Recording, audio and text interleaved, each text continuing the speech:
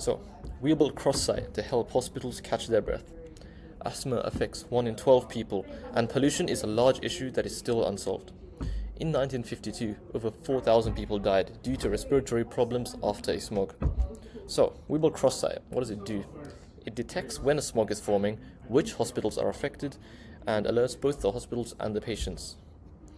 So, how does it work? Firstly, we have a 3D map of London, and we can see that each of these is an individual hospital. Now, the cylinders and the color represent how vulnerable they currently are, based on live weather data. Right now, there isn't any issues, but when we simulate a episode, we can see that this hospital, so St. Thomas's Hospital, is clearly affected. Now, data is fed to an agent relevant to this specific location, and we can see a reasoning in real time on that data given, and it's going to suggest courses of action. So, once it's done reasoning, we can also preview a readiness brief, and we can also ask the agent to act.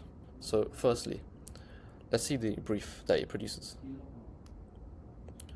Now, I'm also going to draft the agent action because it takes a second to actually send it through.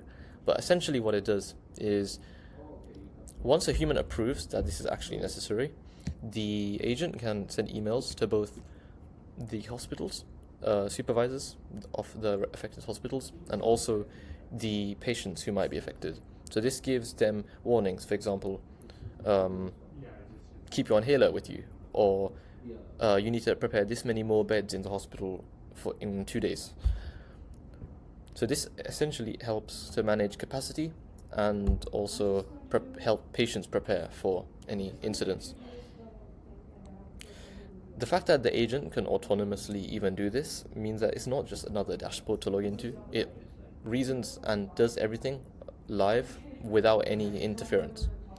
Now, once it's sent the email, you'll be able to see that it's actually gone to my email. So the function is already fully built. So once it's sent it through, Now, going back to the simulation, we can see that the plume can actually move. So if I continue it, it moves as if it's an actual cloud, and it affects other hospitals as well. And we can perform the same actions on these hospitals. And this reflects what happens in reality, where a cloud of pollution will move across different zones.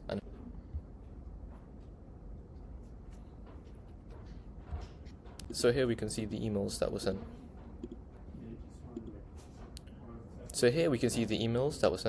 So the first email is for the supervisor of the hospital, and the second email is for the patients, where it recommends courses of action. For example, as we can see down here, it says you have 7 days, you should have 7 days of medication.